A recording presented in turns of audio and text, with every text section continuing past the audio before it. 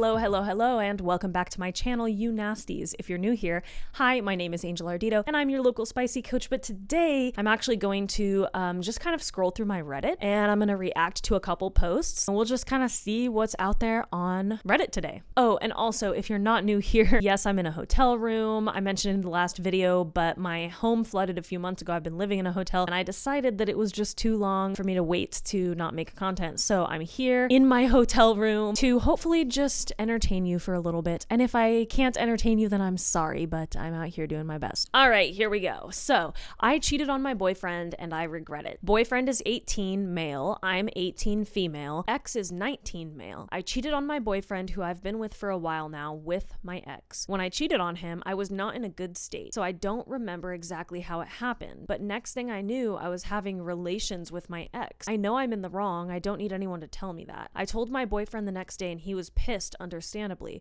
We broke up for 20 minutes before he took me back, and by the next day we'd completely gone back to normal. However, whenever something is said in a bad way, like building up to an argument, he brings it up. Even if I'm just asking who's the girl on his phone, he says something like, "You know you have nothing to worry about because I'm loyal," something you wouldn't understand. This sort of thing catches me off guard every time he says it, and I don't really know what I should do. I've apologized hundreds of times, but now it feels like if he does anything wrong, I can't say anything because it gets turned straight back to me. Girl, he's traumatized. You cheated on him, and whether or not there was alcohol involved isn't really an excuse. It's like he's traumatized. And also, I mean, you guys are like so young, 18 years old, like you're teenagers still. So your brains are not fully developed. So it makes sense that you don't quite understand this yet. But basically what happens when someone gets betrayed is they go through this, there's like this symptom of betrayal trauma that happens that a lot of people don't realize. Before you betray them, you are typically your partner's primary attachment. Like when we're babies, we're primarily attached to our parents, but as we age and get older, and as we find a lover or a life partner, that person becomes our primary attachment. And when that attachment gets threatened, we get all these alarm signals going off, and it's like basically our brain is telling us you can't lose this attachment because it keeps you alive, because we're humans and we need attachments to survive. When someone betrays you, that is a trauma to your survival. And so what's really difficult about navigating being cheated on is that while you hate that person for what they did to you and you're so hurt by them and you can't even stand to look at them, because they are your primary attachment, your body feels like it needs them to survive, if that makes sense. So there's a lot of pushing and pulling that happens when you get cheated on, or when you're betrayed in any kind of way by an intimate life partner. It's like, I hate you and I need distance from you because you're not safe. And then like 2 seconds later, it's like, no, I need you because I'm not safe without you.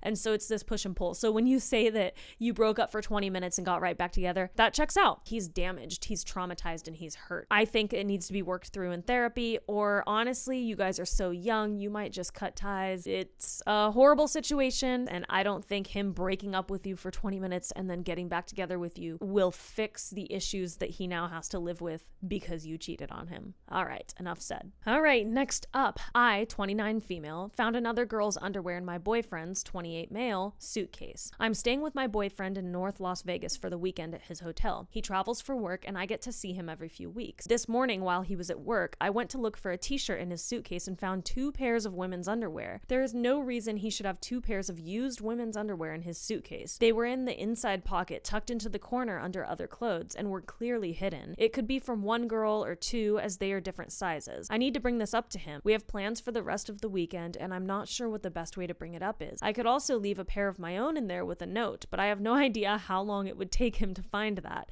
Has anyone been in this situation before, and what do you think the easiest way to bring it up would be without being accusatory right off the bat? Obviously, the first instinct is to wonder if he's cheating, but I would be curious as to why he has those underwear in his suitcase packed on a trip that he's specifically going to go to with you. Like, that doesn't even make sense logically. Like, if personally, I mean, I would never cheat on my partner, but personally, if I was a cheater, I wouldn't pack pack the underwear of the people I cheated with and then take it on a trip with my partner. It's very, I don't know, it's just very odd. Probably one of two things is happening. Either one, he likes to wear women's underwear sometimes, or two, he has a fetish and he likes to buy underwear, like used underwear online and like smell them. And as long as the only thing you were concerned about is cheating, I might take a deep breath. I don't know that I believe that he's cheating, but who knows? I don't know anything. Here we go. Why did my husband, 30 male, say this to me, 29 female, when he was drunk? Tonight, my husband was drinking a considerable amount. He was quite drunk and started talking about how much he loves me and that he will always love me. He gets emotional when he's drunk, but he doesn't usually talk about his feelings much other than a basic I love you. He told me that we will never separate because we've been through so much and that I'm not just a woman but a life to him. Then he said I mean so much to him and I'm his best friend and all that shit. It's what he said next that made me question things. He said I would never cheat on you, even though we both could, and it's tempting. We both have phones and the internet, but I would never cheat. I value our marriage together. Okay,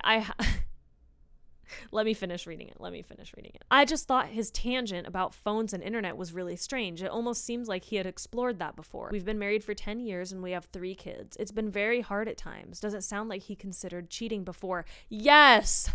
Yes, it sounds like he considered cheating before, and yes, it sounds like he probably did cheat before, because why would he, like, unsolicited offer this information that he's tempted, but he would never? Like, it's just very interesting to me that he was so specific about the internet and phones. I would go through that man's phone tonight. I would do it. I've done it before, and I'll do it again. Bop, bop, bop. Yeah, I would definitely be concerned. Go through his phone and see what there is to see, because you know what?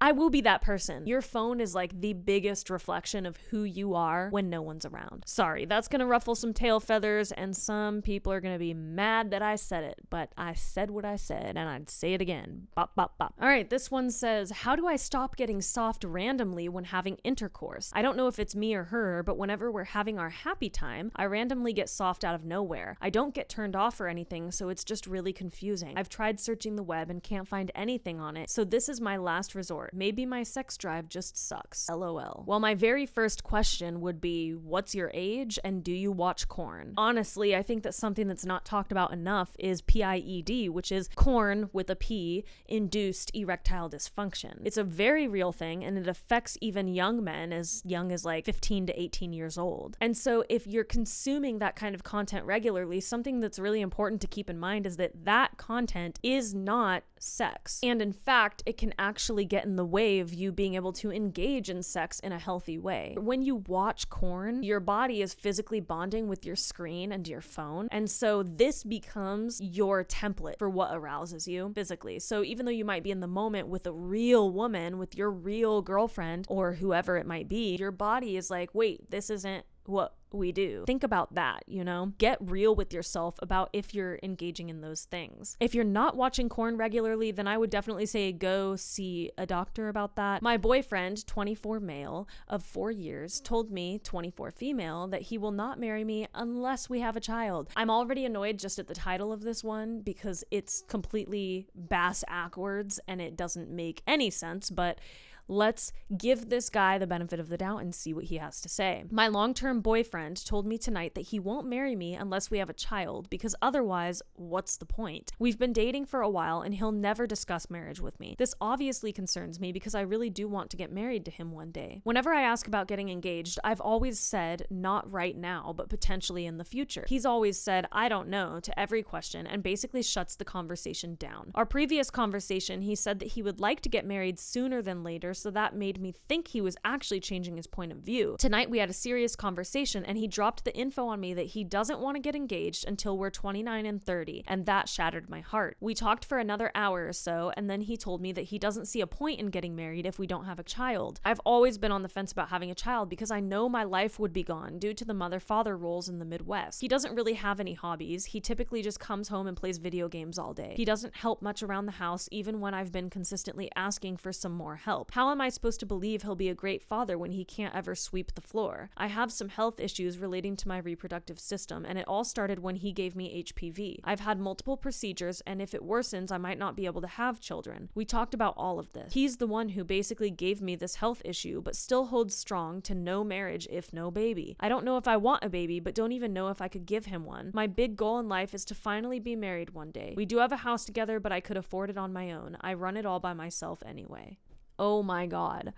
There's so many levels to this. If a man tells you that he's not interested in marrying you, then he's not interested in marrying you. If he doesn't want it, he doesn't want it. And you can't change that. You can't be an amazing enough partner to make him want to commit to you in that way. And then there's another layer to this that's like, if he's not doing shit around the house, why would you want to be married to him? You're actively doing all of the labor and all of the work while he goes to work just like you do, but he gets to come home and play video games all night and day while you manage the whole household. And then on top of that, he's demanding that you bring a child into this world, probably because he knows that he wouldn't have to do any of the work for the child anyway. This is fucking ridiculous, and I'm terrified for you. There's other layers to it too, which is like, if I'm wanting to wait until you're 29 or 30 to get married is not a bad decision. I would argue that that's actually a really good decision because your brains aren't even fully developed until you're around 26 or 27 anyway. I also take issue with the fact that you're saying that your main goal in life is to get married. Like, you don't know if you want to have kids, which is fine. You don't have to know that. But you know that your main goal in life is to get married, and then what? Like what's it going to do for you? That's it. That's the question. What is it going to do for you? And then what do you do after that? Because if you're 20, how old did you say you were? Let's see. You're only 24. You're 24 years old and you get married. What are you going to do for the rest of your life now that you achieved this giant goal that you had for yourself? Getting married shouldn't be the goal, but perhaps maybe fostering a very connected and loving, committed relationship could be a goal. And I think that's a worthy goal. It's not going to happen with someone who doesn't value you or your time or your energy or your effort and doesn't value the house that you have because he doesn't care to fucking sweep the floors. One more thing. Don't ask men to help you clean the house that they also live in. Them cleaning the house that they live in is not them helping you, because that implies that it's your job to clean the house and they need to lend a helping hand. You guys both work. You guys both pay the bills. You can also both clean the house. Everything about this post was so sad and depressing and common. I would leave.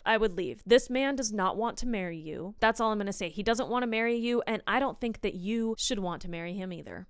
All right, well, that is all that I have in me for today. I'm exhausted. My back hurts from sitting on this hotel bed. I know, womp womp, but it's the truth. So yeah, that's pretty much it. If you liked anything that I said or did today, then please drop a comment, like this video, and, subscribe to my channel. All that same old. And until next time, mwah. Stay spicy. I love you guys.